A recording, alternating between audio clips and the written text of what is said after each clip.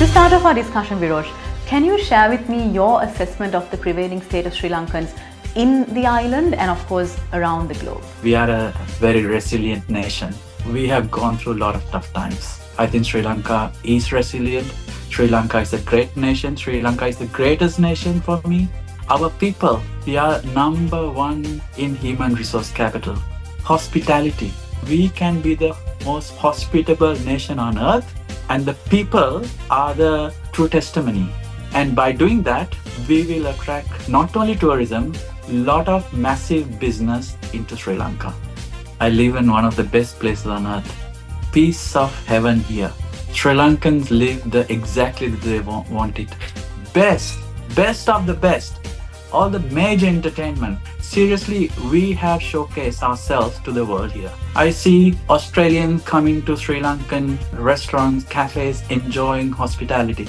So we have the best of the best. I don't have anything else to say. What a life we have, Ruwandi. I can only talk about good things here because there's some amazing stuff. You asked me the question. It's endless answers. These are true stories but it doesn't come to surface unless you ask me the question. So this is the real story of Australia.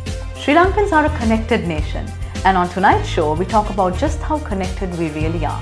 Stay tuned.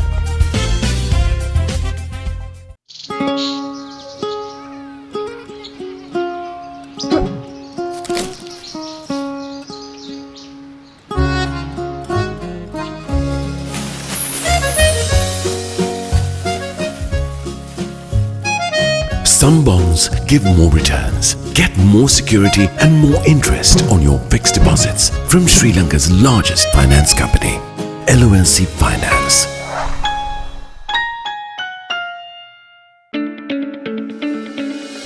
The latest issue of LMD International is available at lmdmall.lk. You can also access the digital version on Press Reader, Maxter, our social media platforms and WhatsApp.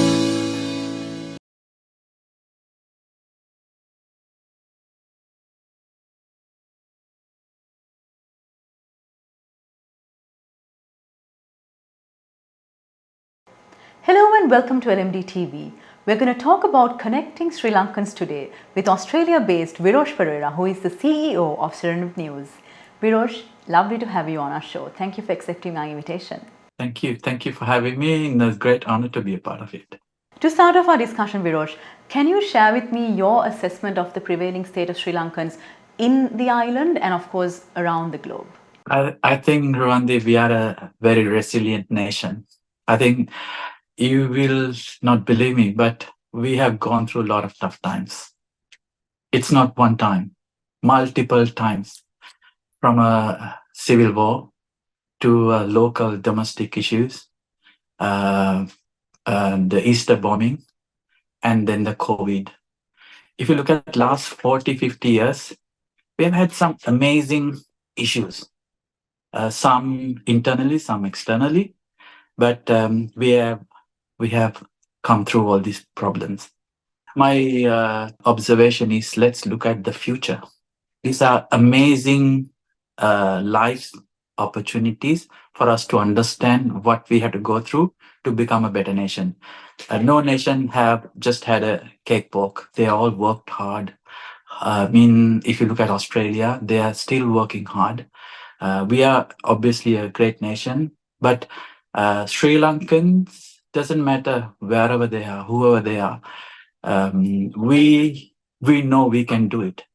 I think it's just a matter of time. We'll get back to the levels that we all want to live in Sri Lanka. Already I see some flow, tourism coming through, investments coming through. It's not me. It's about people, non-Sri Lankan coming and investing, coming for holidays. So those are the good signs, no matter who's handling or who's in political arena. Those are the good signs for Sri Lanka. I think Sri Lanka is resilient. Sri Lanka is a great nation. Sri Lanka is the greatest nation for me. Even though I'm blessed that I'm settled down in Australia. I mean, honestly, I have a very good life. Very thankful for this country too. So I cannot take that away. It's just like my mom and dad. My mom and dad, they're both amazing. I'm very blessed to have both. Connections are crucial for human survival, Virosh. How do you think, or how important do you think that connections are, especially global connections, are to Sri Lankans as we progress towards success as a nation? I do have a different perspective for that one. I think we should be a self-sufficient nation. We shouldn't be depending on people. When we are, when we have a specialized domain, specialized area, when we are some value to another country, they will look at us as differently. At the moment, it's too early for us to. We do have a relationship. We do have good connections. I don't deny that. We had in the past. But I think I don't want to depend on the international communities. I think we should be strong enough. We should be knowledgeable enough to internally fix our problems and then showcase ourselves into the world of what we are capable of doing for them. We shouldn't be begging around for things. We shouldn't be asking any support.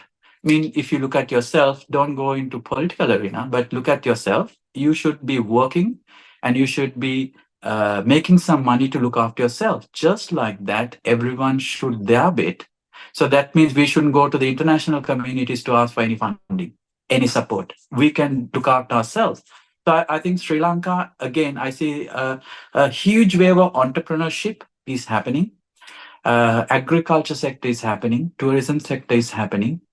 One of the things I see is we are not in number one, but we are in number 10, number 5, number 7. So if we can polish ourselves to become something, even a BPO servicing to other countries, we can do it. Like what India is doing in IT, what Philippines doing in BPO.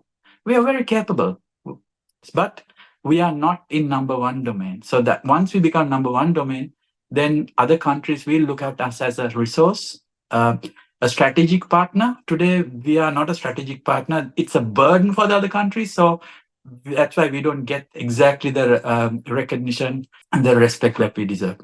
In your view, how do you think we should brand Sri Lanka to the rest of the world?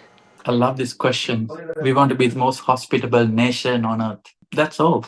We are our people. We are number one in human resource capital. Hospitality.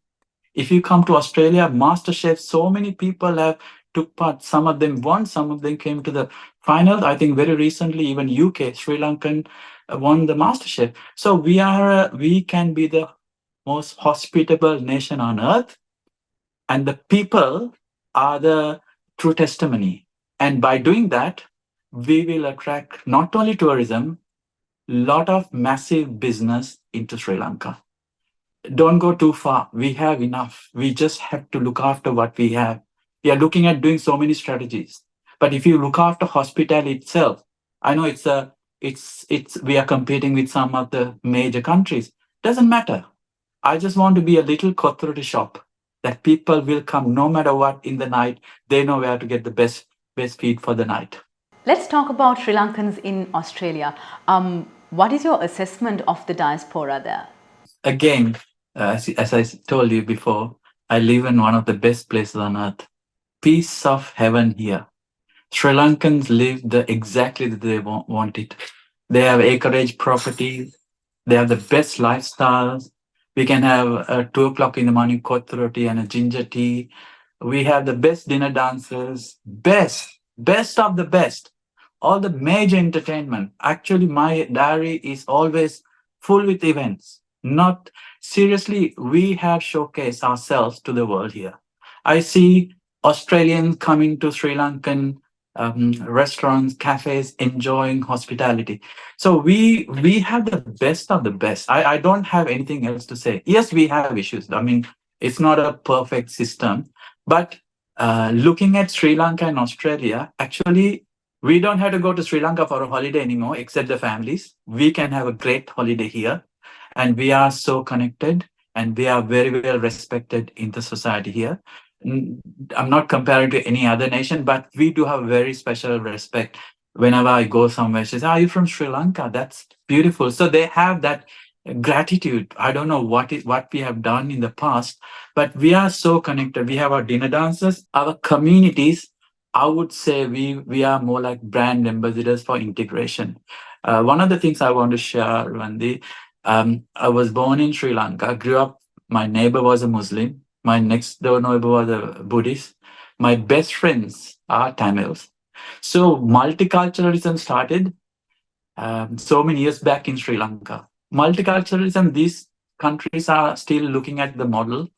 We had a delegation going to Sri Lanka to look at multiculturalism. Two major footy players went to Sri Lanka about 6-7 years ago. So they are looking at what we do, how we live life there. So I think Sri Lankans here very well connected. Very recently, last Sunday, we had a possum dancer here in one of my friends, Sina's kitchen. They hosted a massive possum dancer. What I was going to say is, 30 years ago, we didn't have a temple. Today, we have some amazing temples in Australia, especially in Victoria. Today, we are celebrating possum. How many people came? Over 3,000 people walked in for this one. Okay. Parliamentarians, local councillors, mayors, all the VIP Sri Lankan, there's a couple of ministers from Sri Lanka. What a life we have, Ruwandi.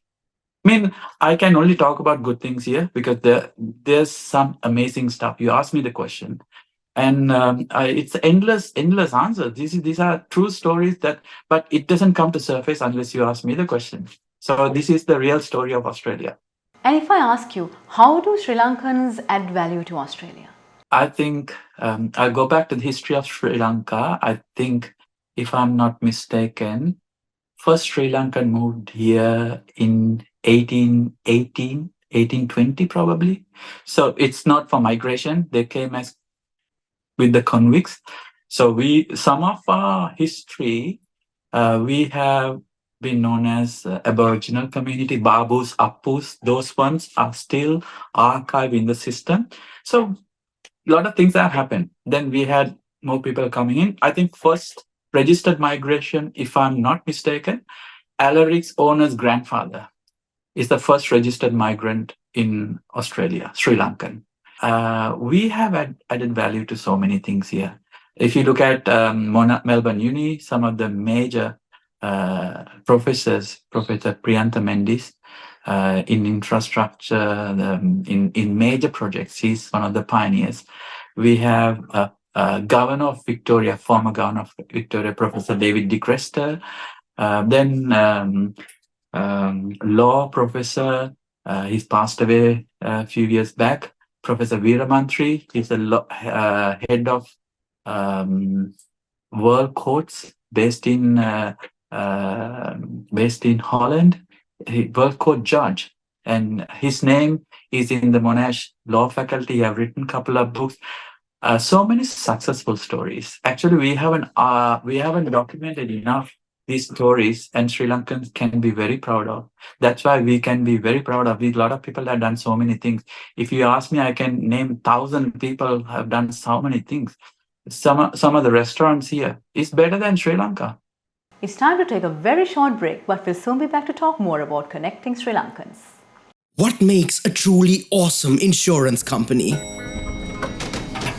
Is it the skills to manage big numbers and big responsibilities? Well, that's definitely part of it. But there's more. It's the people. They're awesome. Super passionate about looking out for others and putting in their time for people's finances. It's not just the people. It's how we do things that's awesome.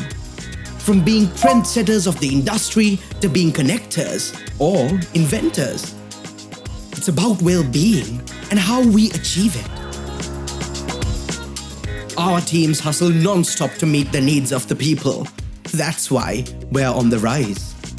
But it's not just about how we do things either. It's about how we improve things. Helping our clients thrive in a world that's full of awesome goals to achieve.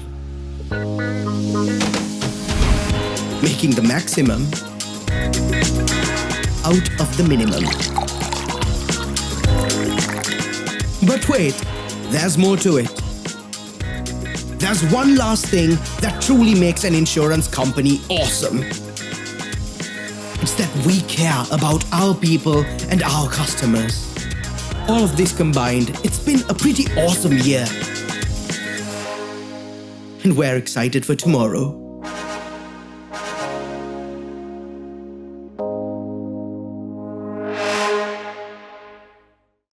Display your brand message on digital screens at prime locations. The largest digital advertising network in Sri Lanka. Emerging Media.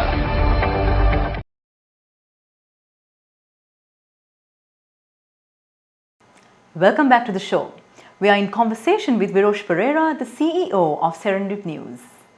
And from what you have been observing, what are the opportunities for Sri Lankans and are they making use of these opportunities? Sri Lankans in Australia, I don't think Sri Lanka is using anyone. They are not ready. That's a bitter truth. I mean, it's like a girlfriend and a boyfriend, okay? They know each other, but never ask the question. So it's pretty sad. Actually, internally, Sri Lanka have a lot of problems. We shouldn't deny that internally we are putting infrastructure in place. But if you put the infrastructure for Sri Lankans in Sri Lanka, we can definitely come and do some work on top of that. We can put the icing on the cake. But without that, no icing can come on top of the cake. So if you want the Sri Lankan people like us to come and do something, we need the infrastructure. We need a proper, not proper, at least to give us an opportunity to come and present ourselves, do something for the country. Sri Lanka is to be very honest, if you look at the hospitality industry, there's so much of work to be done. I mean, for us to come and do something, what can we do? We come here and we come to Sri Lanka and patronize. But what can I do? I mean, love to educate, empower kids. I mean, that's my job. I've done that for my day job is lecturing. So I've done that for the last 17 years and I've helped so many people, multiple people, thousands, I would say. But I haven't done much to Sri Lanka. I love to do it. Not only me, there's not hundreds, there will be thousands. But what can we do, Ruwandi? I mean, you need to have some opportunity for us to come and do something. And that government have to create it. Personally, we are doing it. I don't know whether it's good enough, but definitely we can do much better than what we are doing now. Definitely I would love to see like something like Singapore, a better system, so we can come and be a part of a system that you don't have to ask the government. We can do things for the country. At the moment, we need to ask the government. The government has a role to play here, but looking at individuals, how would you say that we should upskill ourselves to make use of the opportunities available to us? Yeah, there is something that I want to share. So generally, Sri Lankans want to be very educated.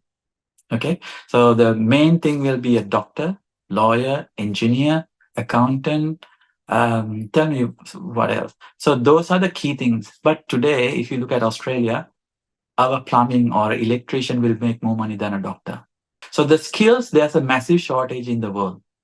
Yes, there is a shortage for doctors. There's a shortage accountants, maybe lawyers, but there are lots of opportunities that anyone can be. Okay, so you don't have to be a lawyer or a doctor to make money. You can easily migrate to Australia if you have a good skill, vocational skill. You can go to any other country. So I think Sri Lankans shouldn't have the mindset of I just want to be a doctor, lawyer, or engineer. There are lots of other skills. They can be better in those ones and they can make more money. And the thing is, I want Sri Lanka to be a global citizen, not competing with Kandy and Colombo, Kandy and Masala. That's no competition there. We are one nation. Okay, always remember, we are one nation. When we go outside, we won't say I'm from Kandy. We say we're from Sri Lanka. And if you say Kandy, some of them might know, but they will not know. I mean, it's always good to have one identity, Sri Lanka, Sri Lankanness. But if Sri Lanka wants to, the next generation wants to do something, I would say the academic is not the only path. There are lots of other paths.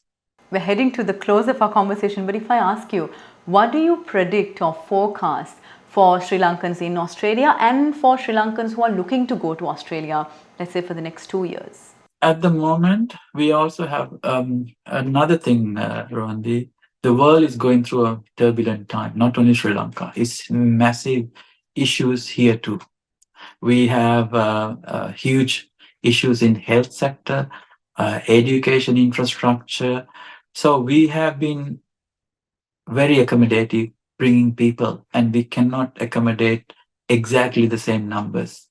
There is a bit of a dip, but there is another way that you can, if you really want to come to Australia. So you can come as a student, and then you can definitely join the pathway, but they are capped on skill migration.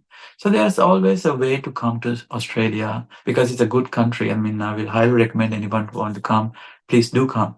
But what I'm saying is there's always challenges for anything. I mean, you won't get a free visa to come to Australia. You need to work hard. I would recommend to get the best of the people that matters to this country rather than getting everyone.